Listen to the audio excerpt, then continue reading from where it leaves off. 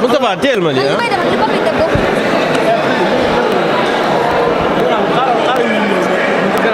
waaw moo gën de li ñu ko def benn moo gën quoi.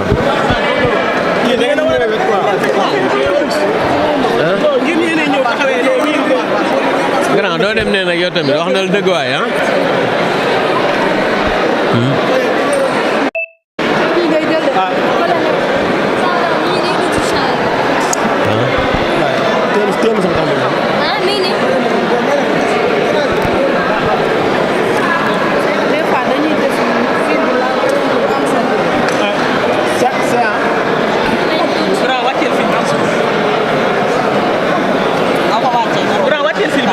C'est bon, on peut y aller, hein?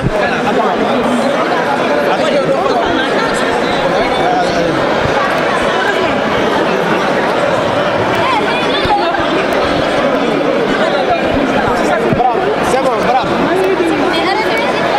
soxna si boo toogul yow sa écran yi yaa ngi ci kanamu caméra yi. ah ca bopp ah ca bopp.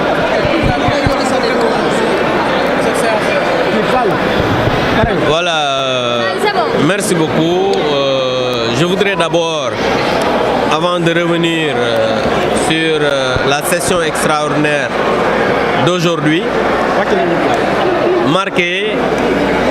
toute ma solidarité à la presse sénégalaise. Parce que d'abord, personnellement, je suis un journaliste. Donc, je pouvais aujourd'hui être là où vous êtes. Et la presse est un maillon important de la démocratie.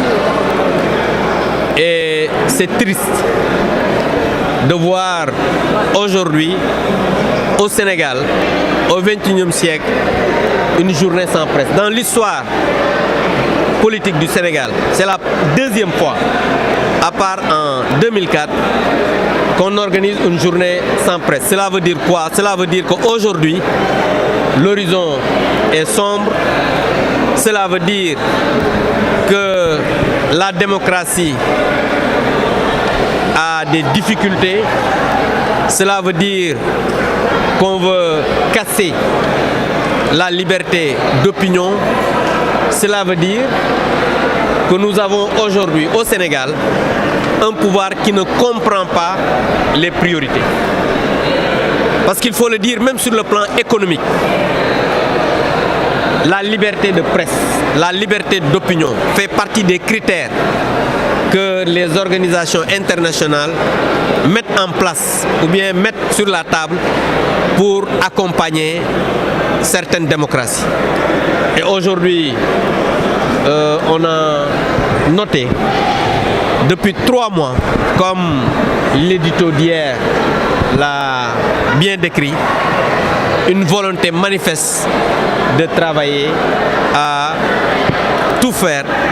pour que la liberté de presse soit réduite, et je pense que c'est regrettable. Maintenant, pour revenir à la journée d'aujourd'hui, comme vous l'avez dit, on a ouvert la session extraordinaire de cette année sur un point, c'est-à-dire l'actualisation du règlement intérieur. Parce qu'il faut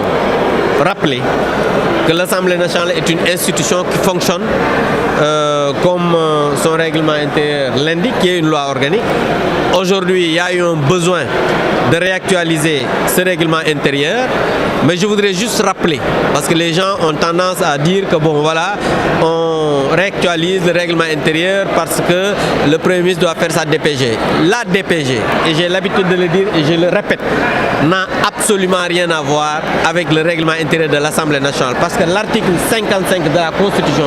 dit que le Premier ministre doit faire sa déclaration de politique générale. Ça, c'est la Constitution. Maintenant, la loi organique de l'Assemblée nationale qui fait office de règlement intérieur doit être réactualisée. Et c'est une procédure qui a été démarrée bien avant que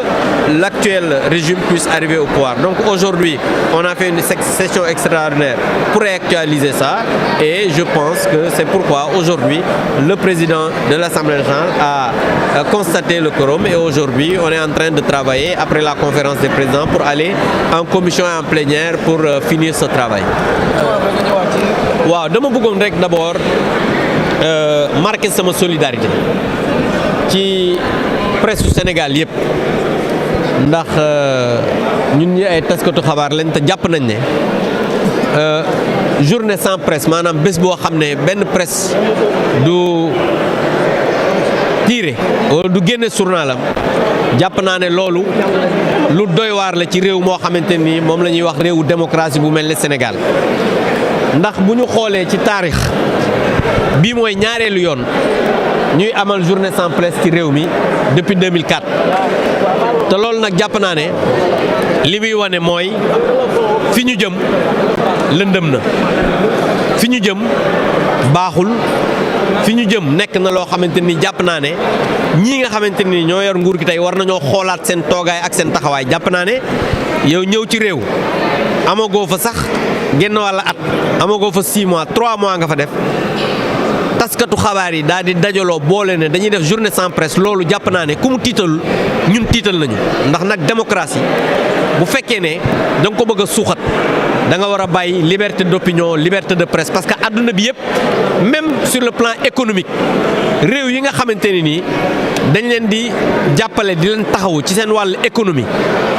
critère bi nga xamante ne nii mooy wàllu liberté de la presse dafay doon critère boo xam ne dañ koy teg ci table ji muy FMI muy MCA bi nga xamante ne nii ay alal ju bari lañ ciy def ak yeneen institution yoo xamante ne nii ak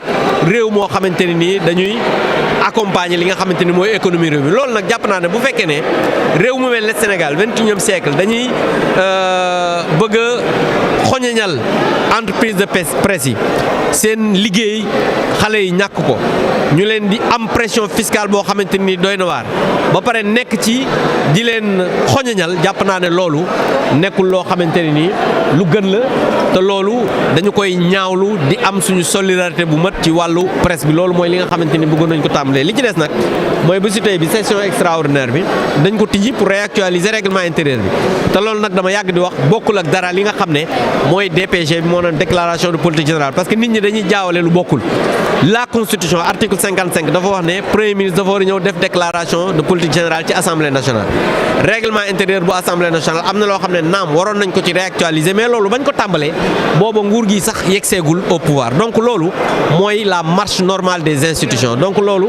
mooy li nga xamante ni tey moo indi session extraordinaire bi pare nañ tijji session bi bu ñu paree conférence des présidents la ñuy dem la ci topp mooy ñu dem commission après dem plénière pour jeexal li nga xamante ni mooy mbir mi merci. d'accord ngeen gis ko noonu moom Abdoul Mbow président groupe parlementaire bu Benno Bokk Yaakaar moom ngeen daal di gis noonu moom le président bu li nga xamante ni si nii moom moo di